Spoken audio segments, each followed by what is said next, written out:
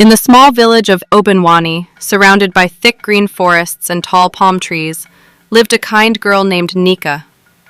She was only 19 years old, but everyone in the village loved her because of her big heart and gentle smile. Nneka had a younger brother named Chibuike, who was just 12. Their parents had died when they were little, so Nneka raised Chibuike like a mother. She worked at the village market, selling akara every morning to feed both of them. Chibuike was very smart, always coming first in his class at the community school. Nneka always told him, "One day, you will become a great doctor and help our people." That was her biggest dream. One rainy evening, Chibuike came home shivering and coughing. His face was hot and his body was shaking. Nneka rushed him to Mama Ejima, the village nurse, who frowned deeply after checking him. "It is liver infection," Mama Ejima said. "We must take him to the city hospital in Enugu. But the treatment is expensive, over 100,000 naira.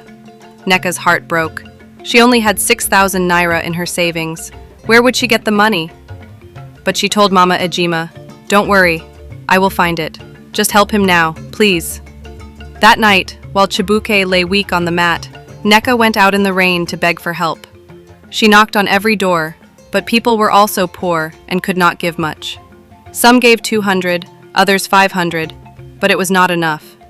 By morning, Nneka was tired and soaked, but she had only gathered 10,000 naira. Her heart pained her as she looked at her brother's pale face.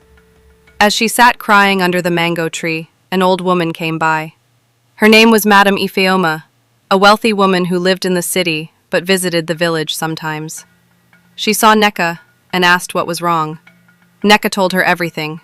Madam Ifeoma listened quietly, then said, "I will give you the money, but you must do something for me first." "What is it, Ma?" Nneka asked, wiping her tears. "There is a job in my company in the city. It is dangerous. You will clean chemical waste in a factory for 6 months. The money is good, but many people fall sick doing it." Nneka looked down. She knew it was dangerous, but she also knew that if she didn't say yes, Chibuike might die. So she nodded. "I will do it." Madam Ifeoma smiled and gave her the money that same day. Nneka rushed to Mama Ejima, who arranged for Chibuike to be taken to Enugu that evening. She held her brother's hand and said, "Be strong, I will always be with you." The next morning, Nneka entered a bus to the city. She didn't cry. She just looked out the window and whispered, "Please God, protect my brother." For the next 6 months, Nneka worked at the factory. The smell was terrible. Her skin began to peel. She coughed every night. But she did not complain. Every month, she sent money to Mama Ejima for Chibuike's hospital bills and food. The boy was getting better. He even started sending her letters filled with drawings and "I miss you" notes. But one day, while cleaning the deepest part of the chemical room, Nneka fainted. She was taken to the hospital. The doctors said the chemicals had damaged her lungs. She didn't have long to live. When Chibuike heard the news, he rushed to the city with Mama Ejima. He found Nneka on the hospital bed, her skin pale, her breath slow. He knelt beside her and cried, "Sister, please don't go, please."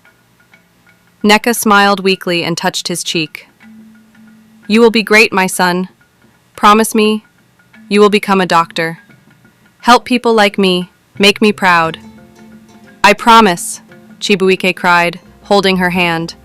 And with one last smile, Nneka closed her eyes forever. She was gone. The whole village cried when they heard. A special day was named Nneka's Day to remember her.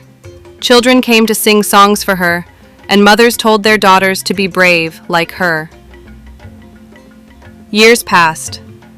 Chibuike grew into a strong, smart man. He got a scholarship and became a great doctor. He opened a hospital in the village and named it Nneka Life Hospital. Inside the hospital, a big picture of Nneka hung on the wall. Under it were the words, "She gave her life so others could live." Every year, on Nneka's Day, Chibuike told her story to children. "My sister was not just my sister, she was my hero. and the children listened with wide eyes, some with tears, others with smiles, learning that true love means giving, even when it hurts. Nneka was gone, but her love lived in the hearts of many, forever. The story of Nneka teaches us the power of selfless love, especially between siblings. Nneka showed true sacrifice by giving up her comfort, health, and even her life just to save her younger brother. In a world where many think only about themselves, Nneka reminds us that real love is shown through actions, not just words.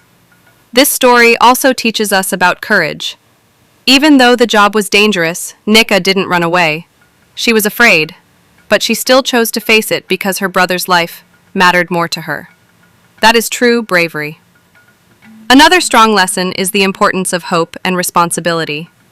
Even after losing their parents, Nneka did not give up.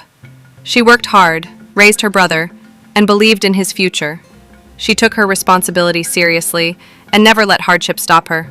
Finally, the story reminds us that heroes don't always wear capes. Sometimes, they are quiet people like Nneka, who give their all for others. Her sacrifice became a seed that grew into something great, her brother's success and the hospital that now saves many lives. We should all learn to love deeply, give kindly, and live in a way that blesses others. Thank you so much for listening to today's enchanting story. If you enjoyed it, please like, share, and subscribe for more magical tales that spark your imagination. Every story is a door to a new adventure, and I'm so glad you walked through it with me today. Stay curious, stay kind, and keep dreaming big. Until next time, keep the magic alive in your heart.